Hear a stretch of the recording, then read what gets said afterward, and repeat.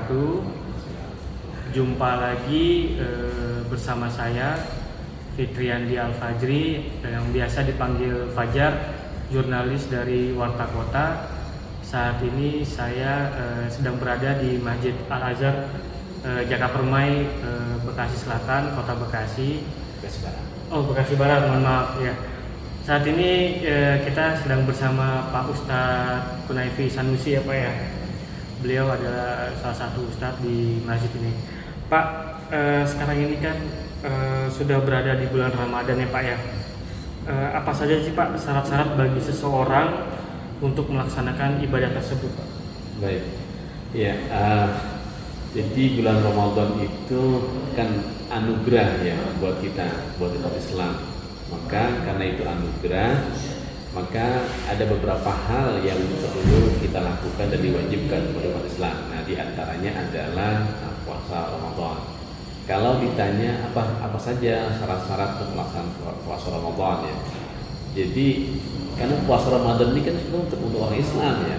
Makanya syaratnya yang pertama adalah seorang Muslim ya, orang Muslim. Kemudian juga seorang Muslim nggak cukup, maka dia harus berakal.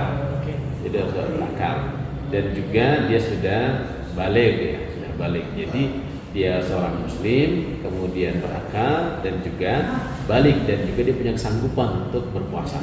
Jadi itu semua yang nanti menjadi orang yang memiliki syarat untuk bisa melakukan atau punya kewajiban untuk melaksanakan ibadah puasa. Jadi orang-orang yang tidak memenuhi syarat itu tidak ada kewajiban untuk puasa. Contohnya dia Muslim tapi tidak berakal, tidak wajib kan? Atau mungkin dia berakal tapi bukan Muslim, ya berarti nggak punya kewajiban untuk berpuasa. Nah itulah beberapa yang berkaitan dengan syarat orang yang puasa, orang untuk melaksanakan ibadah puasa Ramadan khususnya puasa Ramadan. Kalau untuk anak-anak bagaimana? Ya, nah makanya untuk anak-anak itu nanti dilihat apakah anak-anak itu sudah balik atau belum gitu. Kan, jadi kalau anak-anak sudah balik, kalau dia masuk ke syarat yang tadi itu, dia sudah balik, kemudian berakal juga, maka dia punya kewajiban. Nah, bagaimana anak-anak kita yang masih balita di bawah umur 5 tahun? Bolehkah dia berpuasa? Boleh, silakan saja. Tapi sebetulnya dia belum punya kewajiban. Nah, nanti dalam konsep tarbiyatul aulad, jadi itu masuk dalam kita mendidik anak untuk membiasakan diri untuk berpuasa. Jadi pendidikan agama kita lakukan sejak anak-anak kita masih kecil. Jadi sifatnya ya pendidikan gitu. Ini tarbiyah. Berarti setengah hari boleh Pak misalnya mereka? Iya. Jadi dalam sebetulnya bukan tidak yang namanya puasa. Kita ambil hukum dasarnya dulu ya. Yang namanya puasa itu menahan, ya kan, menahan dari yang membatalkan puasa. Dari kapan? Dari mulai terbit fajar atau waktu subuh sampai terbenamnya matahari atau maghrib. Itu puasa itu kaidah umum ya, dan kaidah memang yang ada dalam kitab fajar dan kitab fikih. Lalu bagaimana bagi anak-anak yang puasanya mungkin dia buka di waktu zuhur gitu? Apakah itu dimasukkan puasa? Kalau maksudnya kepada definisi puasa enggak. Tapi dalam konteks tarbiyah pendidikan yang ada persoalan. Karena kenapa? Karena kita mengajarkan anak-anak itu dalam arti namanya tadrijian, jadi berangsur-angsur gitu, kayak berangsur-angsur untuk membiasakan mereka untuk bisa melakukan ibadah puasa. Gitu. Oke Pak, ini ada pertanyaan dari netizen, mari kita saksikan Pak. Assalamualaikum Ustadz, perkenalkan saya Zulnis, warga Pondok Lapa. Saya mau bertanya Ustadz, apakah puasa kita akan menjadi batal kalau kita melihat aurat secara tidak sengaja? Dan apakah ada amalan-amalan khusus yang bisa kita lakukan untuk menghindari perbuatan-perbuatan tercela? Terima kasih Ustadz jawabannya. Assalamualaikum. Ya, waalaikumsalam warahmatullahi wabarakatuh. Jadi orang yang berpuasa kemudian dia melihat aurat ya, baik itu aurat orang lain maupun aurat dirinya sendiri, apakah itu membatalkan puasa ya? Jadi baik itu sengaja maupun tidak sengaja. Kalau kita melihat aurat atau melihat sesuatu yang sifatnya dilarang, kemudian dalam keadaan puasa, sebetulnya puasa kita nggak batal. Puasa kita nggak batal, baik sengaja maupun tidak sengaja ya. Artinya melihat aurat itu kalau kita kembali kepada kitab fikih itu tidak termasuk membatalkan puasa. Mungkin anti membatalkan yang mengurangi adalah mengurangi nilai puasa kita.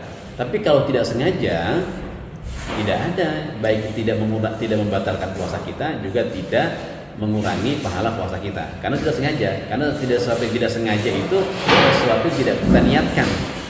Kita tidak punya niat untuk melakukan itu, kita tidak punya niat untuk melihat itu.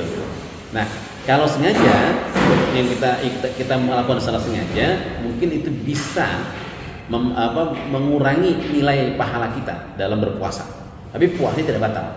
Karena kalau batal puasa kita tahu persis kan, dalam fikih itu batal puasa itu makan dan minum itu membatalkan puasa. Di antara sudah tertentu hal apa tertentu poin-poinnya gitu. Tetapi melihat aurat itu tidak membatalkan puasa baik sengaja maupun tidak sengaja.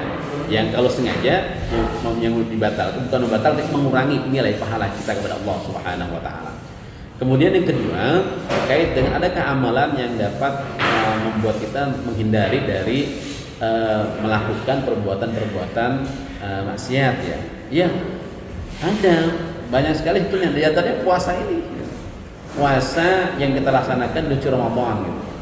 Ini salah satu di antara cara dari Allah Subhanahu wa taala kepada kita, kepada umat Islam, agar kita bisa menghindari perbuatan maksiat. Karena kan yang namanya puasa itu tidak hanya kita menahan rasa keinginan untuk makan, tapi juga kita diminta untuk menahan keinginan hawa nafsu kita, ya kan? Menahan hawa nafsu kita, menahan agar kita tidak melakukan perbuatan-perbuatan maksiat.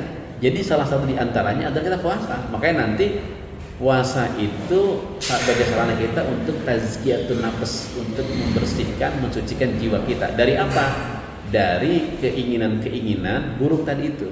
Ingin bermaksiat, ingin melakukan sesuatu yang diharamkan oleh Allah Subhanahu wa taala. Nanti kita makanya ketika ada sesuatu yang dapat menjerumuskan kita kepada perbuatan-perbuatan yang menjurus kepada dosa, nanti kita bisa mengatakan inni shaimun, saya sedang berpuasa. Jadi makna puasa itu adalah kita menahan keinginan dari makanan minum kita, atau dari keinginan atau juga dari keinginan kita melampiaskan keinginan hawa nafsu diri kita.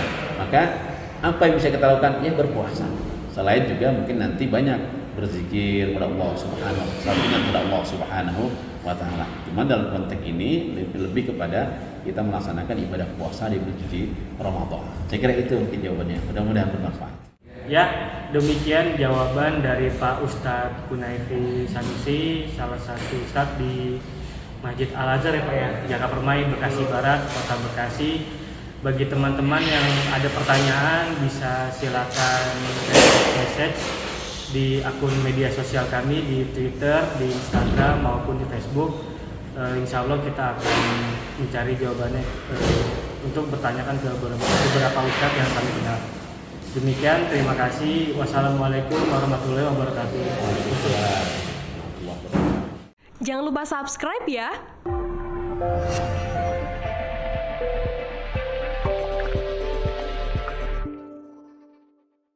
Jangan lupa subscribe ya.